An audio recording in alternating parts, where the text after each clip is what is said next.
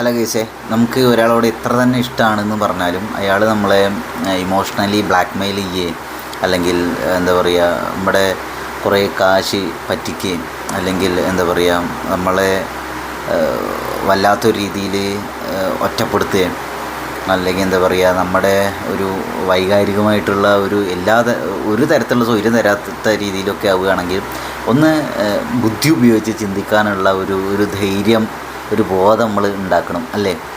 ഇവിടെ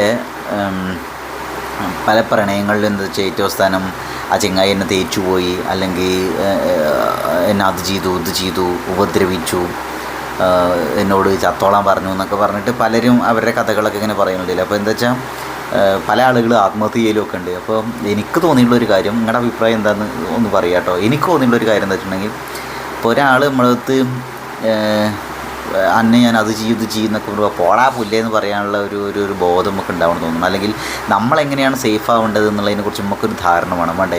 അല്ലാണ്ട് എല്ലാം കൂടി ഒരാൾക്ക് വേണ്ടി തന്നെ അടിയറവ് വെക്കുകയാണോ ചെയ്യുക. നമ്മുടെ ശരീരം, അല്ലെങ്കിൽ നമ്മുടെ സ്വപ്നങ്ങൾ, നമ്മുടെ കരിയർ, അതേപോലെ തന്നെ നമ്മുടെ ഒരു ഇമോഷണലായ ഹെൽത്ത്, നമ്മുടെ കാശ്, ഇതൊക്കെ ഒരാൾക്ക് വേണ്ടിയിട്ട് അടിയറവ് വെക്കുകയാണോ ചെയ്യുക. ഇതെന്ത് സ്നേഹമാണെന്ന് മനസ്സിലാവണില്ല. എല്ലാം പോയി വേണ്ട അവസാനം ഈ കരഞ്ഞ് ബഹളം വയ്ക്കണതിൽ എന്താ അർത്ഥമുള്ളത്.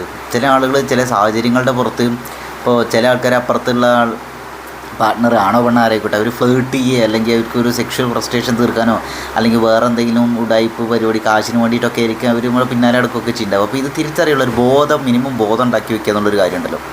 അപ്പോൾ അല്ലെങ്കിൽ എന്താ വെച്ചാൽ ഏറ്റവും അവസാനം അവരെ കാര്യങ്ങൾ കിട്ടിക്കഴിഞ്ഞിട്ടുണ്ടെങ്കിൽ പിന്നെ ഭീഷണി കൊടുക്കണ്ടാവും, അല്ലെങ്കിൽ അത് കഴിഞ്ഞിട്ട് അവർ ഇഞ്ചി പോയി ചത്തോ എന്നൊക്കെ പറയുന്നുണ്ടായിരിക്കും. അപ്പോൾ ഒരു ബോധം ഉണ്ടാക്കി വയ്ക്കുക. ഒരാൾ നമ്മളോട് നല്ല രീതിയിൽ പെരുമാറുകയൊക്കെ ചെയ്യണ സമയത്ത് അത് പഠിച്ചോനെ എൻ്റെ സെറ്റായി എന്ന് പറഞ്ഞിട്ട് മൂക്കം കുത്തി വീഴണതിന് പകരം ഒന്ന് ആലോചിക്കുക. ഗിവ് ഇറ്റ് ടൈം, കുറച്ച് ടൈം ഉണ്ടാവട്ടെ. പിന്നെ നമുക്ക് അത് സേഫല്ല, ഇതിൽ വേറെ എന്തൊക്കെ ഇടപാടുകളുണ്ട്, പ്രശ്നങ്ങളുണ്ട് എന്നൊക്കെ തോന്നുകയാണെങ്കിൽ ആ ലെവലിൽ ഡിസ്റ്റൻസ് ഇട്ട് നിൽക്കാൻ ശ്രമിക്കാം. അല്ലാണ്ട് ഇപ്പോൾ എന്തെങ്കിലും കണ്ടിട്ട് പുറമേ കാണിക്കണം ഈ പരിപാടികളൊക്കെ കണ്ടിട്ട് ഒറ്റ ചാട്ടം ചാടിയിട്ട് പൊട്ടക്കിണറ്റിൽ വീണിട്ട് വെള്ളം കുടിച്ച് ചത്തു പോകണേക്കാൾ നല്ലതല്ലേ. എന്ത് ചെയ്യുക, ഒന്ന് സമയമെടുത്ത് പരസ്പരം മനസ്സിലാക്കിയത് സമാധാനത്തോടു കൂടി സേഫായിട്ട് ഒരാളെ മനസ്സിലാക്കി അങ്ങനെ ഒരു റിലേഷൻഷിപ്പ് മുന്നോട്ട് പോകുക എന്നുള്ളൊരു കാര്യം. പിന്നെ വേറൊരു കാര്യം, ആൾക്കാർക്ക് ക്ഷമല്ല തോന്നണു. പെട്ടെന്ന് കല്യാണം കഴിക്കുക, പെട്ടെന്ന് പ്രേമത്തിലാവുക, പെട്ടെന്ന് ആൾക്കാരെ മനസ്സിലാക്കുക, പെട്ടെന്ന് ആവുക, പെട്ടെന്ന് കല്യാണം കഴിക്കുക. എന്നാൽ അതോടുകൂടി കഴിഞ്ഞാൽ ഇപ്പോൾ ഡിവോഴ്സ് റേറ്റ് ഏറ്റവും കൂടുതൽ നടക്കുന്നത് അറേഞ്ച്ഡ് മാരേജ് അല്ല ലവ് മാരേജിലാണെന്നൊക്കെ ഒരു പഠനങ്ങളൊക്കെ പറയുന്നത്. ഇങ്ങനെ എന്തൊക്കെ ഞാൻ കാണുകയൊക്കെ ചെയ്തു, ഗൂഗിളിൽ സെർച്ച് ചെയ്തപ്പോൾ അങ്ങനെയൊക്കെ കണ്ടത്. അപ്പോൾ എന്താ കല്യാണം കഴിച്ച എല്ലാം ആയോ. അപ്പോൾ ഒരാളെ ജീവിതകാലം മുഴുവൻ പിന്നെ മനസ്സിലാക്കിയാലും നമുക്ക് മനസ്സിലാവില്ല. പിന്നെയാണ് ഈ എരിപൊരി സഞ്ചാരം. അപ്പോൾ ബി സേഫ്.